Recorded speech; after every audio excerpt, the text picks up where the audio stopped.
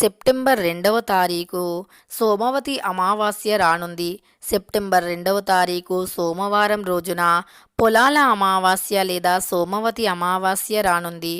ఇక సోమవతి అమావాస్య అని ఎందుకు పిలుస్తారు అంటే, సోమవారంతో అమావాస్య ఎప్పుడు కలిసి వచ్చినా దానిని సోమవతి అమావాస్య అని పిలుస్తూ ఉంటారు. మరి ఈ సోమవతి అమావాస్య రోజున కేవలం బీరువాలో ఇది ఒక్కటి పెడితే మీ జన్మ ధన్యమైపోతుంది. కూర్చొని తిన్న తరగని సంపద వస్తుంది. ఎందుకంటే మనకు సోమవతి అమావాస్య అనేది శ్రావణ అమావాస్య లేదా సోమవతి అమావాస్య పొలాల అమావాస్యగా పిలువబడుతుంది. ఈ సోమవతి అమావాస్య అంటే పరమశివుడికి చాలా ఇష్టం. సోమవతి అమావాస్య రోజున ఎవరు ఏ చిన్న పరిహారం చేసినా, ఎవరు ఏ చిన్న పూజను చేసినా వారి జీవితంలో నుండి అన్ని రకాల సమస్యలు అనేవి తొలగిపోయి అదృష్టం అనేది కలిసి వస్తుంది. సోమవతి అమావాస్య రోజున పరమశివుణ్ణి పూజించడం వల్ల కటిక దరిద్రులు కూడా పేదవారైనా సరే కోటీశ్వరులుగా మారుతారు. అయితే ఈ సోమవతి అమావాస్య రోజున కేవలం మీరు బీరువాలో ఈ ఒక్కటి పెడితే తిరుగులేని రాజయోగాన్ని మీ సొంతం చేసుకున్నవారు అవుతారు. హిందువులలో అమావాస్యకు చాలా ప్రాముఖ్యత ఉంటుంది. ఇక అమావాస్య రోజుల్లో కొన్ని రకాల పరిహారాలు చేయటం వల్ల దరిద్రాలు తొలగిపోతాయని శాస్త్రం చెబుతుంది. ఈసారి భద్రపద అమావాస్య సోమవారం వస్తుంది కాబట్టి దీనిని సోమవతి అమావాస్య అని కూడా పిలుస్తూ ఉంటారు. సోమవతి అమావాస్య సందర్భంగా బ్రహ్మ ముహూర్తంలో పవిత్రమైన నదిలో స్నానం ఆచరిస్తే గనక తర్పణం చేయటం వల్ల పూర్వీకుల యొక్క అనుగ్రహం లభిస్తుంది. ఈ రోజున వివాహిత స్త్రీలు తమ భర్త దీర్ఘాయుష్షు కోసమని ఉపవాసం పాటిస్తూ ఉంటారు. అంతేకాదు ఇది పిల్లల యొక్క జీవితంలో కూడా సంతోషాన్ని తెస్తుంది అని నమ్మకం కూడా. సోమవతి అమావాస్య దీనిని శ్రావణ లేదా పొలాల అమావాస్య అని పిలుస్తూ ఉంటారు. ఈ అమావాస్య రోజున మనం ఏ చిన్న పూజ చేసినా, అలానే శివాలయంలో కేవలం 5 ప్రదక్షిణలను చేసినా కోటి ప్రదక్షిణలు చేసినంత పుణ్యం లభిస్తుంది. కటిక దరిద్రుడు అయినా, అలానే మన జీవితంలో ఎంత శని బాధలు ఉన్నా అన్నీ కూడా తొలగిపోతాయి. సోమవతి అమావాస్య సెప్టెంబర్ 2 సోమవారం నాడు వస్తుంది. ఇది భద్రపద మాసంలో అమావాస్య కాబట్టి ఈ అమావాస్యకి అద్భుతమైన శక్తులు ఉంటాయి. ఈ అమావాస్య రోజున పితృదేవతలకు శ్రద్ధ, తర్పణం, పిండం దానం చేయటం వల్ల రకరకాల దరిద్రాలు తొలగిపోతాయి. అలానే పితృదేవతల యొక్క అనుగ్రహాన్ని పొందుతారు. వారి యొక్క చల్లని దీవెనలు మీపై ఉంటాయి. అందువల్ల మీ పిల్లల యొక్క భవిష్యత్తు బాగుంటుంది. మీ పిల్లలు చెప్పిన మాట వినక మొండితనంగా ఉండి, అలానే ఇంట్లో అప్పుల సమస్యలు, ఆర్థిక సమస్యలు, దాంపత్య జీవితంలో గొడవలు వంటివి రకరకాల సమస్యలు అన్నీ కూడా ఖచ్చితంగా తొలగిపోతాయి. అంతేకాదు వారి జీవితంలో ఎలాంటి రకమైన కష్టాలైనా తొలగిపోయి అదృష్టం కలిసి వస్తుంది. ఇక మీ జీవితంలో సుఖాలన్నీ పొందాలి అంటే భద్రపద మాసంలో అమావాస్య, అలానే 2024 సెప్టెంబర్ 2వ తారీఖున ఉదయం 5:21 ప్రారంభమవుతుంది. భద్రపద మాసంలోని అమావాస్య చాలా పవిత్రమైనటువంటిది. తర్వాత సెప్టెంబర్ 3వ తారీఖు ఉదయం 7:24 ముగుస్తుంది. ఇక సోమవతి అమావాస్య రోజున పవిత్ర నదిలో స్నానం ఆచరిస్తే, సూర్య భగవానునికి ఆద్యం సమర్పిస్తే గనక మీకు ఉండే అన్ని రకాల దరిద్రాలు తొలగిపోతాయి. పిండి ఉండటం తయారు చేసిన చేపలు చీమలకు తినిపించాలి. అంటే పిండిని ఉండల్లాగా తయారు చేసి ఆ పిండి ఉండలను చీమలకు మరియు చేపలకు తినిపించాలి. అలా తినిపించడం వల్ల మీ జాతకంలో ఉండే దరిద్ర దోషాలు, శని దోషాలు, ఏళ్ల నాటి నుండి పట్టి పీడిస్తున్న అన్ని రకాల దోషాలు తొలగిపోతాయి. అలానే ఈ ప్రత్యేకమైన శ్రావణ లేదా సోమవతి అమావాస్య రోజున మర్రి లేదా అరటి లేదా తులసి వంటి మొక్కలను నాటడానికి ప్రయత్నించండి. ఈ చెట్లల్లో దేవతలు నివసిస్తారు అని నమ్ముతూ ఉంటాము. కాబట్టి మర్రి చెట్టుని కానీ, అరటి చెట్టుని కానీ, తులసి చెట్టుని కానీ మీ ఇంటి ప్రాంగణంలో నాటుకుంటే మంచి ఫలితాలను పొందుతారు. సోమవతి అమావాస్య నాడు చేసే ఈ కర్మలు పితృదేవతలను ప్రసన్నం చేసుకుంటాయని, జీవితంలో సుఖ సంతోషాలు కలుగుతాయని నమ్ముతూ ఉంటారు. సోమవతి అమావాస్య రోజున పితృదేవతలను శివారాధనకు అంకితం చేస్తారు. ఈ రోజున సూర్యుడు ఉదయానికి ముందే సూర్యుడు ఉదయించక ముందే లేచిన తర్వాత సూర్యుడికి ఆద్యం సమర్పించాలి. నదిలో స్నానం చేయాలి. తరువాత వచ్చి పాలలో పెరుగు తేనె కలిపి శివుడికి అభిషేకం చేయాలి. అంటే పంచామృతాలు అని కూడా చెప్పుకోవచ్చు. లేదా రుద్రాభిషేకం చేసిన లేదా బిల్వదళాలతో అర్చించిన శివ పంచాక్షరి మంత్రాన్ని 11 సార్లు జపించిన వారికి కోటి జన్మల పుణ్యం లభిస్తుంది. పరమశివునికి సోమవతి అమావాస్య అంటే అత్యంత ప్రీతికరం. అందులో శ్రావణ మాసంలో భద్రపద ముహూర్తంలో ఈ సోమవతి అమావాస్య కలిసి వచ్చింది. దీనిని పొలాల అమావాస్య అని కూడా పిలుస్తూ ఉంటారు. సహజంగానే శ్రావణ మాసం అంటే పరమశివునికి చాలా ఇష్టం. అలాంటిది శ్రావణ మాసం అంటేనే పరమశివుని ప్రతిరూపం. అలాంటి యొక్క అమావాస్య మనకు ఎంతో పవిత్రమైనటువంటిది, ఎంతో శక్తివంతమైనటువంటిది. ఈ అమావాస్య రోజున మరి బీరువాలో ఇది పెట్టడం వల్ల ఖచ్చితంగా దరిద్రాలు తొలగిపోయి మీ బీరువా నిండా డబ్బులు నిండుతూనే ఉంటాయి తప్ప ఎప్పుడూ కూడా వృధా ఖర్చు కావు. చాలామంది బీరువాలో ఉండే డబ్బులు ఇలా పెట్టగానే అలా ఖర్చు అవుతూ ఉంటాయి. ఎంత వాటిని సేవ్ చేయాలి అని ప్రయత్నించినా అవి ఏదో ఒక రూపంలో ఖర్చు అవుతూనే వస్తాయి. అలా ఖర్చు అవ్వకుండా ఉండడానికి దైవానుగ్రహం మనకు తప్పకుండా ఉండాలి. మరి ఆ దైవానుగ్రహం ఉండాలి అంటే, దరిద్రాలు తొలగిపోవాలి అంటే ఖచ్చితంగా మీరు ఈ సోమవతి అమావాస్య రోజున బీరువాలో ఇది పెడితే బీరువాలోకి వద్దన్న ధనం అనేది వరదలాగా దూసుకు వస్తుంది. ముందుగా బీరువా విషయంలో కొన్ని నియమనిష్టలు పాటిస్తూ ఈ అమావాస్య రోజున బీరువాలో ఇది పెట్టాలి. చాలామంది బీరువా అనేది ఏ దిక్కున పెట్టాలో తెలియక ఎక్కడ పడితే అక్కడ బీరువాని పెడుతూ ఉంటారు. అలా పెట్టడం వల్ల వారికి ధన నష్టం అనేది జరుగుతుంది. బీరువాలో చిల్లి గవ్వ మిగలదు, బంగారం ఉండదు, అసలు మంచి దుస్తులు కూడా ఉండవు. చాలామంది అనుకుంటూ ఉంటారు, మేము ఇంత కష్టపడినా చేతిలో రూపాయి మిగలట్లేదు, మేము ఎంతో సంపాదిస్తున్నాము, అయినా సరే నెల తిరిగేసరికే ఆ డబ్బులు మొత్తం వృధాగా ఖర్చయిపోతున్నాయి, అలానే అప్పులు పెరుగుతూ వస్తున్నాయి తప్ప ఆ అప్పులు అనేవి తీరట్లేదు అని చాలా బాధపడుతూ ఉంటారు. ఇలా అప్పుల సమస్యలు, ఆర్థిక సమస్యలు అనేవి అధికంగా మారిపోయి అలా ఎప్పుడు చూసినా ధన నష్టం జరుగుతుంది, ధనానికి ఎప్పుడు చూసినా సరే అది ధనం ఇంట్లో నిలవట్లేదు అని చాలా బాధపడుతూ ఉంటారు. ఎంతో కష్టపడినప్పటికీ ఇంట్లో చేతిలో చిల్లిగవ్వ కూడా మిగలట్లేదు అని బాధపడుతూ ఉంటారు. అలా మరి ధన నష్టం అనేది జరుగుతుంది, ఇంట్లోకి ధనం రావట్లేదు అని బాధపడుతూ ఉండేవారికి కూడా ఈ యొక్క పరిహారం అద్భుతంగా పనిచేస్తుంది. ఎందుకంటే ఈ పరిహారం చాలా పవిత్రమైనది, అందులో సోమవతి అమావాస్య కాబట్టి అద్భుతమైన ఫలితాలను తప్పకుండా చూడగలుగుతారు. అయితే బీరువాని సరి అయిన దిశలో పెట్టకపోవటం వల్లే ఇలా ధనపరమైన సమస్యలు వస్తూ ఉంటాయి. మరి బీరువాని ఏ దిక్కున పెట్టాలి అంటే గనక చాలామంది పొరపాటున ఎప్పుడు అంటే ఉత్తర దిక్కున కానీ లేదా తూర్పు దిక్కున కానీ లేదా ఇతర ప్రదేశాలలో పెడుతూ ఉంటారు. అలానే చాలామంది ఆగ్నేయ దిక్కులో, నైరుతి దిక్కులో, ఇక ఆగ్నేయంలో పెట్టాలా లేదా నైరుతిలో పెట్టాలా, ఎక్కడ పెట్టాలో అని తెలియక ఎక్కడ పడితే అక్కడ పెట్టేస్తూ ఉంటారు. వాస్తవానికి బీరువా ఈశాన్యం దిక్కున కానీ పెట్టకూడదు. ఈశాన్యం దిక్కున పెట్టిన, వాయువ్య దిక్కున పెట్టిన, ఆగ్నేయం దిక్కున పెట్టిన ఇక వారి బీరువాలో చిల్లి గవ్వ కూడా అస్సలు మిగలదు. ఇది మీరు బాగా గుర్తుపెట్టుకోండి. బీరువాని ఎప్పుడైనా సరే ఈ 3 దిక్కుల్లో అస్సలు పెట్టకూడదు. వాయువ్యం దిక్కున బీరువాన్ని పెడితే గనక ఇక వాయువ్యం దిక్కు అంటే గాలి దేవుడికి ఇష్టమైనటువంటిది. వాయువ్యం దిక్కున గాలి దేవుడు ఉంటాడు. ఆ సమయంలో గాలి వీచినట్టుగా డబ్బు అనేది ఎగిరిపోతూనే ఉంటుంది. మనం ఎంత సంపాదించుకొని వచ్చి ఎంత కష్టపడి ఎంతో శ్రమించి కష్టపడి తెచ్చి అంటే వాయువ్య దిక్కున పెట్టిన బీరువాలో మనం డబ్బుని పెట్టడం వల్ల అది కట్టలు కట్టలుగా కుప్పలు కుప్పలుగా పెట్టినా సరే ఆ డబ్బు అయిపోతూనే ఉంటుంది. అది అనారోగ్య సమస్యలు కావచ్చు, లేదా ఇతర ఏ సమస్యలు అయినా సరే మీకు ఏదో ఒక విధంగా మాత్రం డబ్బు అనేది నిలవదు. అస్సలు చిల్లి గవ్వ కూడా మిగలదు. కాబట్టి మీరు వాయువ్య దిక్కున బీరువాని పొరపాటున కూడా పెట్టకూడదు.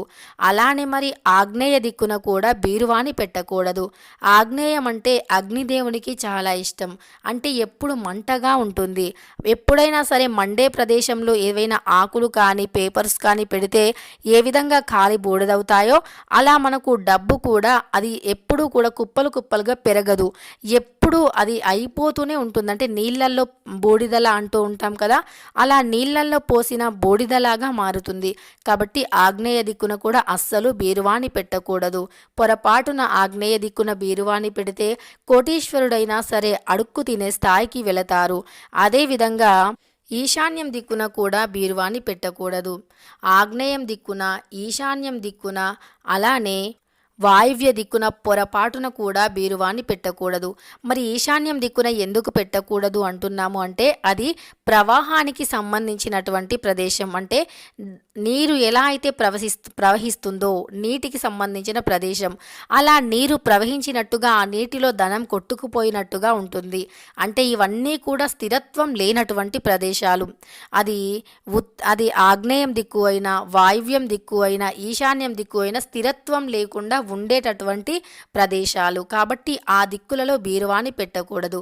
మరి ఏ దిక్కున బీరువా పెడితే బీరువాలో కుప్పలు కుప్పలుగా ధనం అనేది అంతకంతా పెరుగుతుంది, ఐశ్వర్యం అనేది లభిస్తుంది, మనం కొంచెం కష్టపడినా ఎక్కువ సొమ్ము అనేది నిలుస్తుంది, ఇంట్లో అనారోగ్య సమస్యలు, గొడవలు, చికాకులు లేకుండా ధనం అనేది అంతకంతా పెరుగుతూనే వస్తుంది, ధన ప్రవాహం జరుగుతుంది. ఎక్కడ స్థిరత్వం ఉంటుంది అంటే గనక బీరువాని మీరు నైరుతి దిక్కున పెట్టుకోండి. ఈ నైరుతి దిక్కు అనేది కుబేరునికి చాలా ఇష్టమైనటువంటి దిక్కు. లక్ష్మీదేవి కూడా స్థిరంగా తిష్ట వేసుకొని కూర్చోగలిగేటువంటి దిక్కు ఏదైనా ఉంది అంటే అది నైరుతి మాత్రమే. నైరుతి అంటే తూర్పు మరియు ఉత్తర మరియు దక్షిణ ప్రదేశం మధ్యలో ఉంటుంది నైరుతి. ఆ నైరుతి దిక్కున బీరువాని పెట్టుకోవటం వల్ల మీరు బీరువా డోరు తెరవగానే అక్కడ కుబేరుడి వచ్చి తిష్ట వేసుకొని కూర్చుంటాడు. అంటే కుబేరుని యొక్క లక్షణం ఎలా ఉంటుంది అంటే ఎక్కడైనా ఖాళీగా కనపడితే ఇట్లా అలా తెరవగానే అలా కూర్చుంటాడు. అంటే ఎక్కడైనా ఖాళీగా కనపడితే అక్కడికి వెళ్ళి కూర్చునే లక్షణం కలిగి ఉంటాడు. అందువల్ల ఉత్తరం మరియు దక్షిణం మధ్యలో బీరువాని పెట్టాలి. దానినే మనం నైరుతి దిక్కు అంటాము. అంటే బీరువా ముఖం అనేది ఉత్తరం వైపు ఉండాలి. బీరువా యొక్క తలుపులు తెరవగానే ఉత్తరం వైపుకు చూస్తూ ఉండాలి. అప్పుడు ఉత్తరం వైపుకు చూస్తూ ఉన్న బీరువాలో బీరువా డోరు తెరవగానే ఖాళీగా ఉన్న ప్రదేశంలో వచ్చి కుబేరుడు కూర్చుంటాడు. అందువల్ల ధనం అంతకంతా పెరుగుతూ వస్తుంది. మీ ఐశ్వర్యం అనేది అసలు ఎప్పటికప్పుడు పెరుగుతూనే ఉంటుంది. ఆర్థిక సమస్యలు అనేవి ఖచ్చితంగా తొలగిపోయి జీవితంలో కష్టాలు అనేవి లేకుండా ఉంటాయి. ఇక ఈ పవిత్రమైన సోమవతి లేదా శ్రావణ అమావాస్య రోజున బీరువాలో ఇది పెట్టాలి. బీరువాని ఇలా మీరు సరి అయిన దిశలో అమర్చుకొని బీరువా చుట్టూ కూడా ప్రతినిత్యము శుభ్రం చేస్తూ ఉండాలి. బీరువా చుట్టుప్రక్కల చాలా ప్రశాంతంగా ఉండాలి. బూజు వంటివి లేకుండా చూసుకోవాలి. బీరువా కింద చాలా పరిశుభ్రంగా ఉండాలి. బీరువా పైన పరుపులు కానీ ఇతర ఏవైనా దుస్తులు, పాత వస్తువులు, బరువైన వస్తువులు వంటివి బీరువా పైన పెట్టకూడదు. పొరపాటున కూడా బీరువా పైన షూలు కానీ చెప్పులు కానీ పెట్టకూడదు. చాలామంది బీరువా పైన కొత్త చెప్పులే కదా అని చెప్పులు, షూస్ ఇలాంటివి పెడుతూ ఉంటారు. ఇలాంటివి అస్సలు బీరువా పైన పెట్టకూడదు. బీరువా పైన ఉంటే లక్ష్మీదేవి ఫోటో ఉండాలి, లేదా కుబేరస్వామి లేదా గణపతి యొక్క ఫోటో ఉండాలి. బీరువాని కూడా ఎప్పుడూ పరిశుభ్రంగా ఉంచుకోవాలి. బీరువాలో ఉతికిన దుస్తులు మాత్రమే పెట్టాలి. చాలామంది బీరువాలో చినిగిపోయిన దుస్తులు, ఉతకకుండా ఉండే దుస్తులు కూడా పెడుతూ ఉంటారు. అంటే కొన్నిసార్లు మేము ఇప్పుడే కదా చీర కట్టుకున్నాము, అలా వెళ్ళి ఇలా వచ్చాము అని చెప్పి ఆ చీరను మళ్ళీ అలానే బీరువాలో పెడుతూ ఉంటారు. అది చాలా పొరపాటు. లక్ష్మీదేవి అలా చేస్తే అస్సలు ఇంట్లో స్థిరంగా ఉండదు. మీరు ఎంత ఒక 2 minutes కట్టుకున్నా సరే ఆ చీరను ఖచ్చితంగా ఉతికి అప్పుడే మీరు ఆ చీరను బీరువాలో పెట్టాలి. అలా మీరు బీరువాను చాలా నియమంగా ప్రతిష్టతో ఉంచినప్పుడే లక్ష్మీ కుబేరుల యొక్క అనుగ్రహంతో మీ ఇంట్లో ధనవర్షం కురుస్తుంది, సిరి సంపదల వర్షం కురుస్తుంది, ధనానికి లోటు అనేది ఉండదు. ఉతికిన శుభ్రమైన దుస్తులను పెట్టాలి. అలానే బీరువాలో ఎప్పుడు మంచి సువాసన అనేది రావాలి. అంటే పచ్చ కర్పూరాన్ని బీరువాలో ఎప్పుడు పెట్టాలి. ప్రతి శుక్రవారము బీరువాకి ధూపం వేయాలి. ప్రతి శుక్రవారము బీరువా కింద గల్లుప్పుని మట్టి పాత్రలో వేసి పెట్టి మళ్ళీ బుధవారం లేదా గురువారం ఆ ఉప్పుని ఎవరు తొక్కని ప్రదేశంలో పోయాలి. అలానే బీరువాలో గిల్టీ నగలు, బంగారు నగలు కలిపి పెడతారు. చిల్లెర నాణాలు, అలానే డబ్బు నోట్లు కలిపి పెడతారు. ఇది కూడా పొరపాటే. బీరువాలో చిల్లెర నాణాలు సపరేట్గా, డబ్బు నోట్లను సపరేట్గా పెట్టాలి. గిల్టీ నగలను బీరువాలో ఏదైనా వేరే సైడ్కి పెట్టాలి. బంగారు నగలతో కలిపి పెట్టకూడదు. బంగారు నగలను కూడా వేరేదైనా బాక్సులో కానీ అలా వేసి మీరు పక్కన పెట్టాలి. అలానే బీరువాలో లక్ష్మీదేవి ఫోటో కానీ కుబేరుని యొక్క చిన్న విగ్రహాన్ని కానీ అమర్చుకోవాలి. అలానే బీరువాలో ఎప్పుడు మంచిగా గంధం, అలానే కుంకుమ, గ్రీన్ కలర్ కుంకుమ, రెడ్ కలర్ కుంకుమ, పసుపు, గవ్వలు, గోమతి చక్రాలు ఇవన్నీ ఒక ఎరుపు రంగు వస్త్రంలో వేసి మూటలా కట్టి ఆ మూటను లక్ష్మీదేవి పటం ముందు కానీ కుబేరుని పటం ముందు కానీ పెట్టాలి. ఇలా పెట్టడం వల్ల ఐశ్వర్య అభివృద్ధి జరుగుతుంది. ఇక ధన నష్టం అనే మాటే ఉండదు. ఈ నియమాలు పాటిస్తూ బీరువాలో ఇది పెడితే ఇక మీ జీవితం అనేది ఖచ్చితంగా మారుతుంది. మీ దశ అనేది తిరిగిపోతుంది. రాత్రికి రాత్రే ధనం దూసుకు వస్తుంది. ఏ విధంగా వస్తుందో తెలియదు కానీ ధనం మాత్రం వస్తుంది. అంటే సంపాదించే మార్గాలు కూడా కనిపించవచ్చు. లేదా మీరు ఏదైనా పని మొదలుపెట్టి ఆ పనిలో మీరు ఫెయిల్ అయింది, వెనుకబడిపోయింది అనుకున్న పనిలో విజయం కలగవచ్చు. మీకు డబ్బు అనేది ఏ రూపంలో వస్తుందో తెలియదు కానీ డబ్బు మాత్రం వచ్చి పడుతుంది. లక్ష్మీదేవి కుబేరుని యొక్క అనుగ్రహం ఉంటే ధనానికి లోటు అనేది ఉండదు. కాబట్టి సోమవతి అమావాస్య రోజున మీరు ఈ శివుని చుట్టూ 9 లేదా 11 ప్రదక్షిణలను చేసి శివలింగానికి రుద్రాభిషేకం కానీ పంచామృతాలతో కానీ అభిషేకం చేసి అదేవిధంగా బిల్వదళాన్ని శివలింగానికి సమర్పించి గోమాతకి ఏదైనా ఆహారాన్ని తినిపించి ఎద్దుకి ఏదైనా ఆకుకూరలు కానీ బెల్లం కానీ గోధుమ పిండి కానీ మీరు ఎద్దుకు తినిపించాలి. గోధుమ పిండిలో బెల్లం కలిపి ఎద్దుకు తినిపిస్తే శివుని అనుగ్రహం కలుగుతుంది. గోమాతకి పాలకూర బెల్లం తినిపిస్తే కోటి దేవుళ్ళ అనుగ్రహం లభిస్తుంది. ఇలా మీరు గోమాతకి ఎద్దుకి ఏదైనా ఆహారాన్ని పెట్టి నమస్కరించుకుంటే కోటి పాపాలు పోయి కోటి దేవుళ్ళ యొక్క ఆశీస్సులు లభిస్తాయి. విద్య, ఉద్యోగ పరంగా రకరకాల సమస్యల నుండి బయటపడతారు. అలానే ఈ సోమవతి అమావాస్య రోజున జిల్లేడు ఆకు పైన 5 వత్తులు విడివిడిగా వేసి మట్టి ప్రమిదలో దీపాన్ని ఆవు నెయ్యితో కానీ నువ్వుల నూనెతో కానీ వెలిగించాలి. ఇలా వెలిగిస్తే ఆర్థిక సమస్యలు, అప్పుల సమస్యలు తొలగిపోతాయి. మరి బీరువాలో ఏది పెట్టాలి అంటే గనక ముందుగా మనం ఒక శ్రీఫలాన్ని ఇంటికి తెచ్చుకోవాలి.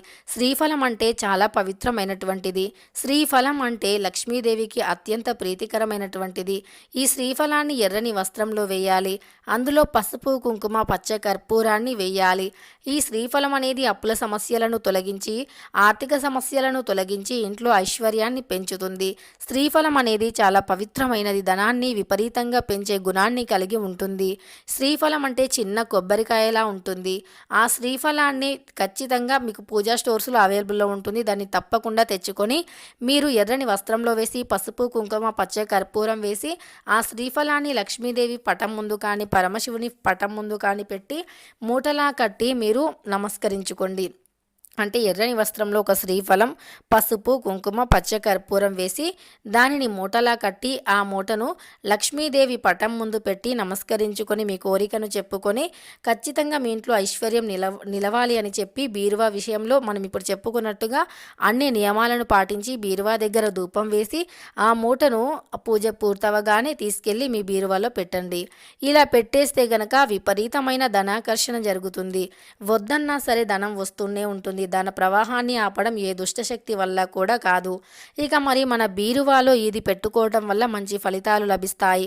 అప్పుల సమస్యలు, ఆర్థిక సమస్యలు కూడా తొలగిపోయి అదృష్టం కలిసి వస్తుంది. అయితే మరి ఈ యొక్క సోమవతి అమావాస్య రోజున మరి బీరువాలో పెట్టిన ఆ మూటను ఎప్పుడు తీయాలి, ఏం చేయాలి అనే సందేహం కలుగుతుంది. అసలు ఆ మూటను కదిలించవలసిన అవసరం లేదు, తీయవలసిన అవసరం లేదు. మళ్ళీ అమావాస్య వస్తుంది అనే సమయంలో అమావాస్య కంటే ముందు రోజు ఆ మూటను పారే నీటిలో కానీ లేదా ఏదైనా గుడిలో ఉండే చెట్టుకి కానీ కట్టి రావాలి. పారే నీటిలో వేసినా పర్వాలేదు, లేదా ఏదైనా చెట్టుకి కట్టి వచ్చినా పర్వాలేదు. ఇలా చేస్తే గనుక ఖచ్చితంగా మన సమస్యలు అనేవి తొలగిపోతాయి. ఇక మళ్ళీ అమావాస్య రోజు ఇలానే చేస్తూ ఉండాలి.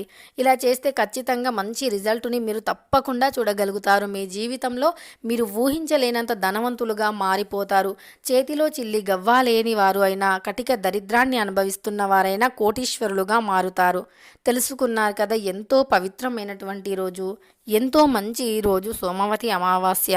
సోమవతి అమావాస్య రోజున బీరువాలో ఇది పెడితే మీ దరిద్రం రాత్రికి రాత్రే తొలగిపోయి కోటీశ్వరులుగా మారుతారు. డబ్బు ఏ రూపంలో వస్తుందో తెలియదు, ₹1,00,00,000 దొరికే అవకాశం కూడా ఉంటుంది. వీడియో నచ్చితే కోట్ల అప్పు కూడా తొలగిపోతుంది. ఒక్కసారి ఈ యొక్క పరిహారాన్ని ఈ అమావాస్య రోజు పాటించండి, రిజల్ట్ని మీరే చూడగలుగుతారు. వీడియో నచ్చితే లైక్ చేయడం మర్చిపోకండి. ఇలాంటి ఎన్నో వీడియోస్ కోసం ఛానల్ని తప్పకుండా సబ్స్క్రైబ్ చేసుకోండి.